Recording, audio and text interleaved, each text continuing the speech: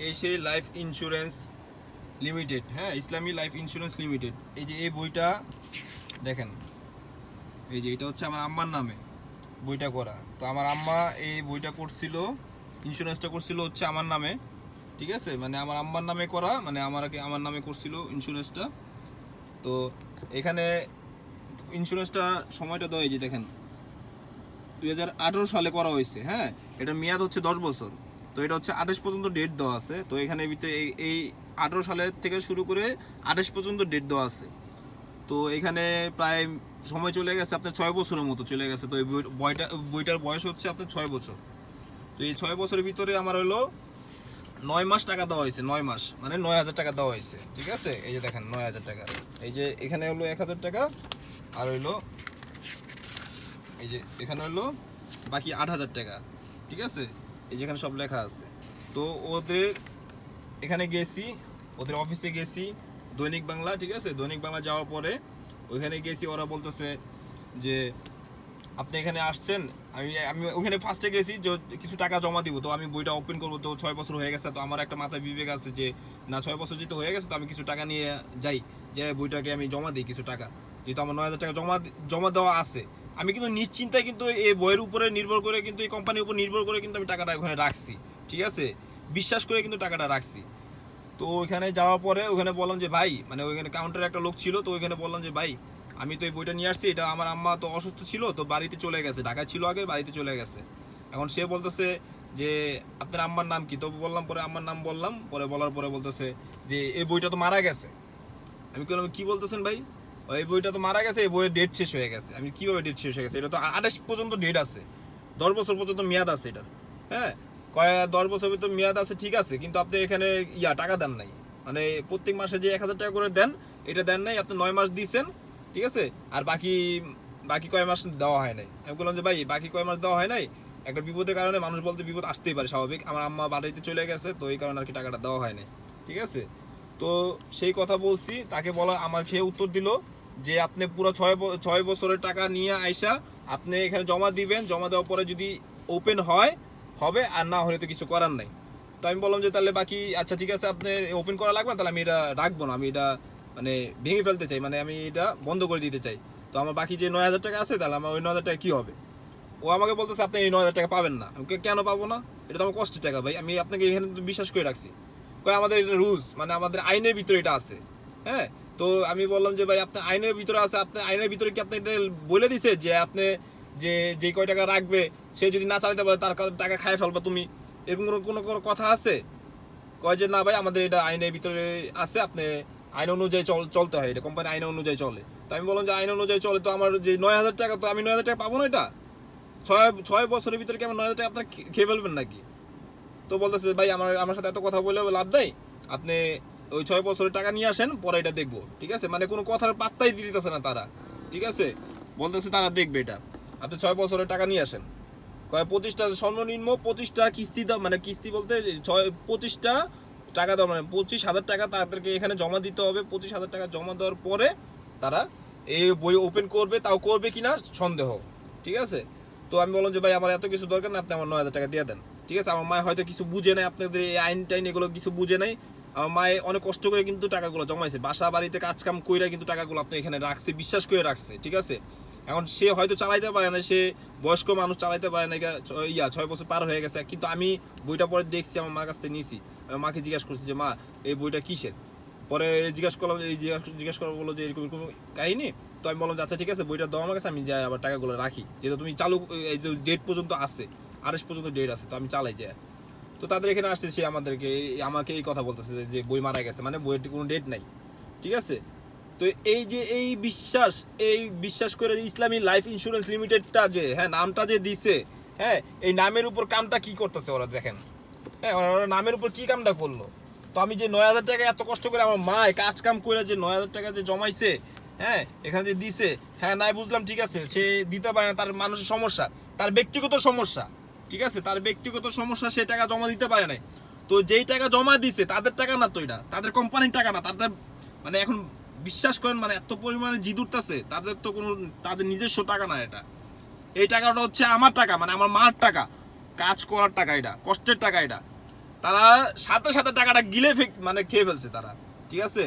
তারা এখন আমি কল দিছি, ঠিক আছে, আমি আপনাদেরকে কল রেকর্ডও শোনাইতেছি, ঠিক আছে। তারা ফোনের ভিতরে একই সেম কথা, তারপর ফোনের ভিতরে কথা বলতেছি, মানে কোনো কথা কোনো পাত্তাই দিতেছে না। সে বলতেছে আপনি অফিস আসেন, অফিস এসে আপনি টাকা জমা দেন, তারপর দেখতেছি কি করা যায়, ঠিক আছে। আমি বললাম যে আপু দেখেন একসাথে 25,000 টাকা দেওয়া আমার পক্ষে সম্ভব না, আমি কিছু টাকা নিয়ে আসছি, 2-3 হাজার টাকা নিয়ে আসছি, আমি এটা জমা দিব, আমি ওপেন করার জন্য আমি টাকাটা নিয়ে আসছি, আমি প্রত্যেক মাসে মাসে চালায় যাব। সে বলতেছে না এটা সম্ভব না, এটা হবে না, এটা ওপেন আর হবে না, ঠিক আছে। তাদের ডিএমডি স্যার না কি বলে, ঠিক আছে, তাদের সাথে কথা বলতে হবে, এখানে কথা বলতে হবে, ওইখানে কথা বলতে হবে।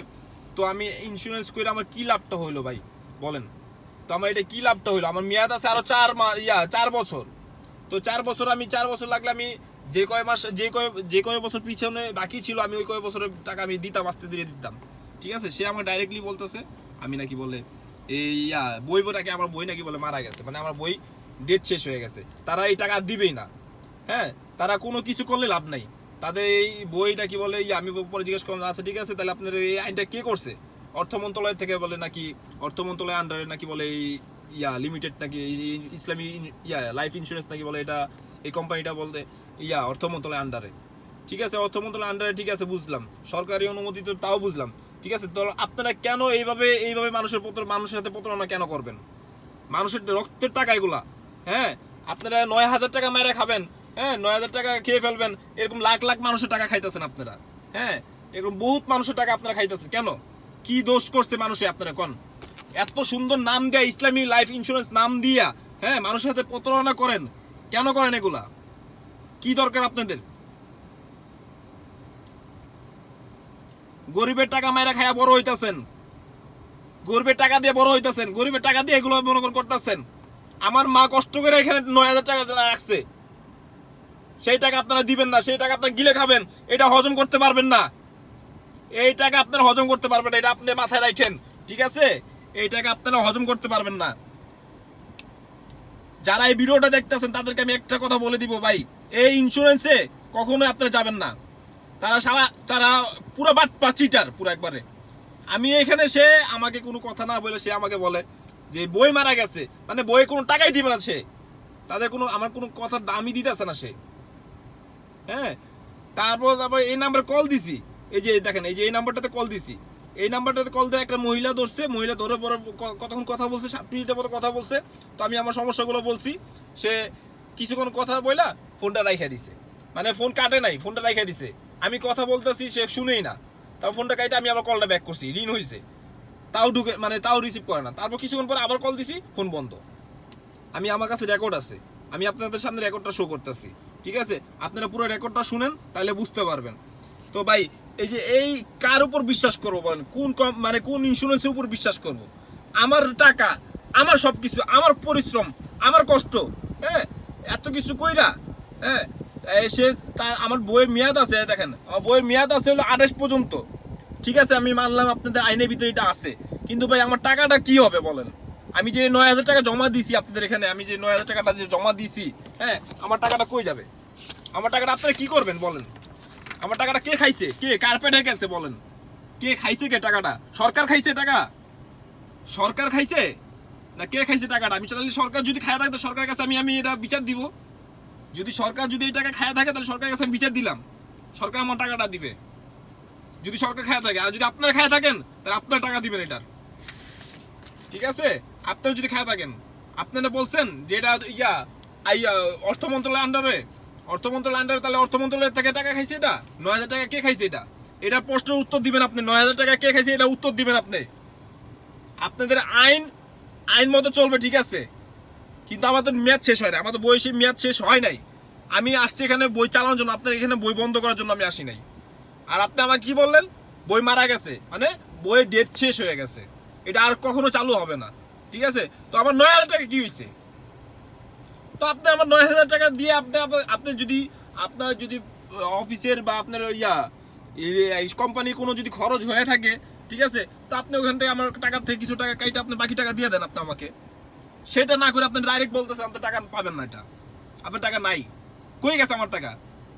আমার টাকা কই গেছে, এটা প্রশ্ন উত্তর দিবেন আপনারা। আমার টাকা কই গেছে, না হলে এটা আমি পুরা সাংবাদিক আইনে আমি আপনাদের এখানে আসবো। ঠিক আছে? পুরা সাংবাদিক আইন আমি আপনাদের এখানে আসবো, কারণ আপনারা এইভাবে মানুষের সাথে প্রতারণা করতে পারবেন না। কতজনের সাথে এরকম প্রতারণা করছেন আল্লাহ জানে। ঠিক আছে, আমার মা এত কষ্ট কইরা এত ইয়া কইরা কাজ কাম করে, বাসা বাড়িতে কাজ কাম কইরা হ্যাঁ টাকাগুলো রাখছে, আর আপনি আমাকে, আমি এখানে গেছি আর আপনি আমাকে এই কথা বুঝ দিলেন যে আপনি আর এটা চালাতে পারবেন, আপনার বই বন্ধ হয়ে গেছে। তো আপনি আমার টাকাও দিবেন না, বই বন্ধ হয়ে গেছে, আপনি বইও অ্যাক্টিভ করবেন না। তো আমার তাহলে এটা লাভ কি? তাহলে আপনাদের এখানে কি, তাহলে এটা কি ব্যবসা? হ্যাঁ, এগুলো কি ব্যবসা নিয়ে বসছেন? এটা জবাব দিবেন আপনারা, এটা জবাবের অপেক্ষায় আছি।